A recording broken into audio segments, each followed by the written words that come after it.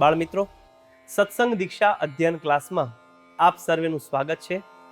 આજના ક્લાસમાં આપણે શ્લોક નંબર 293 અને શ્લોક નંબર 294 નો અભ્યાસ કરવાના છીએ. સૌ પ્રથમ શ્લોક નંબર 293 ની પહેલી કડીનું હું ગાન કરીશ, ધ્યાનથી તેને સાંભળજો. એતત્ સત્સંગ દીક્ષેતિ શાસ્ત્રસ્ય પ્રતિવાસરમ.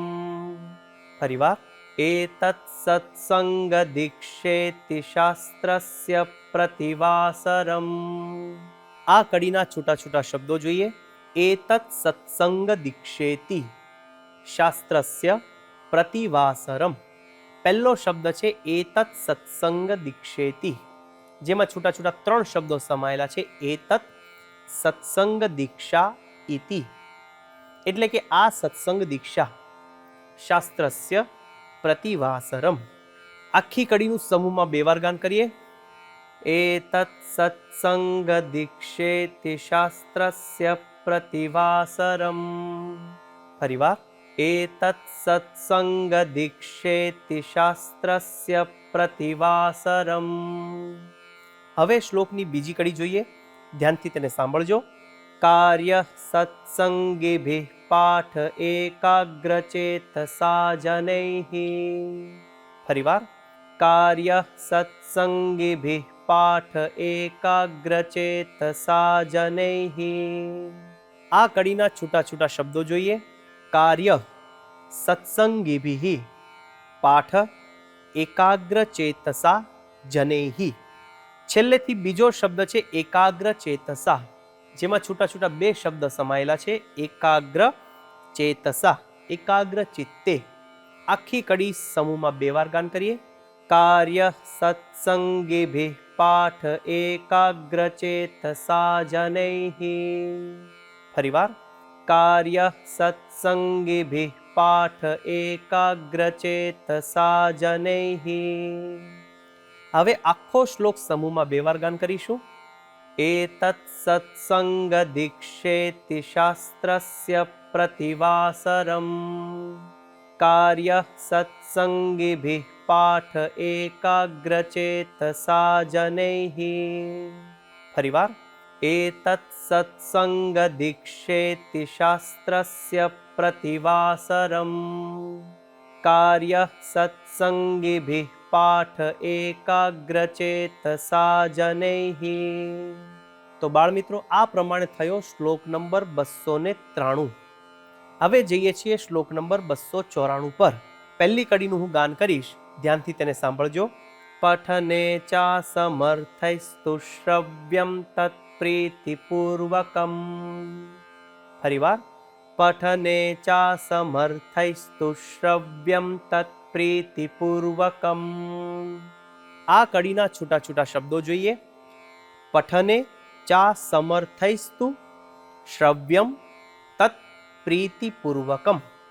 વચ્ચેનો શબ્દ છે ચા સમર્થૈસ્તુ, જેમાં છૂટા છૂટા ત્રણ શબ્દ સમાયેલા છે. ચ અસમર્થૈહિ તુ. આ ત્રણ શબ્દ ભેગા થઈ ચ અસમર્થૈસ્તુ, એટલે કે ચા સમર્થૈસ્તુ શ્રવ્યમ તત્ પ્રીતિપૂર્વકમ. છેલ્લા શબ્દમાં બે છૂટા છૂટા શબ્દો છે, પ્રીતિ પૂર્વકમ. આખી કડી સમૂહમાં બે વાર ગાન કરીએ. પઠને ચા સમર્થૈસ્તુ શ્રવ્યમ તત્ પ્રીતિપૂર્વકમ. ફરીવાર, પઠને ચા સમર્થૈસ્તુ શ્રવ્યમ તત્ પ્રીતિપૂર્વકમ. હવે શ્લોકની બીજી કડી જોઈએ, ધ્યાનથી તેને સાંભળજો. આચરિતુમ ચ કર્તવ્ય પ્રયત્ન શ્રદ્ધયા તથા. ફરીવાર, આચરિતુમ ચ કર્તવ્ય પ્રયત્ન શ્રદ્ધયા તથા. આ કડીના છૂટા છૂટા શબ્દો જોઈએ. આચરિતુમ ચ કર્તવ્ય પ્રયત્ન શ્રદ્ધયા તથા. આખી કડી સમૂહમાં બે વાર ગાન કરીએ. આચરિતુમ ચ કર્તવ્ય પ્રયત્ન શ્રદ્ધયા તથા. ફરીવાર, આચરિતુમ ચ કર્તવ્ય પ્રયત્ન શ્રદ્ધયા તથા.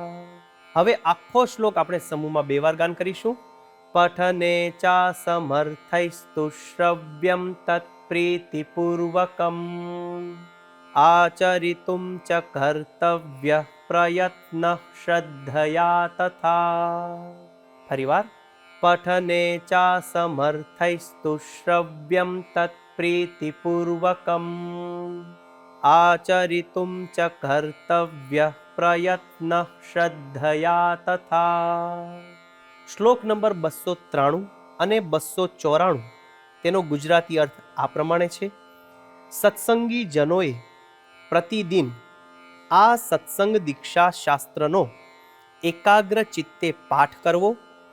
પાઠ કરવા અસમર્થ હોય તેમણે પ્રીતિપૂર્વક તેનું શ્રવણ કરવું અને શ્રદ્ધાથી તે રીતે આચરવા પ્રયત્ન કરવો. બાળમિત્રો, આ પ્રમાણે શ્લોક નંબર 293 અને શ્લોક નંબર 294નું ગાન કરીએ, મુખપાઠ કરીએ અને મિશન રાજીપો લેવા માટે તત્પર રહીએ. આવતા ક્લાસ સુધી સર્વને જય સ્વામિનારાયણ.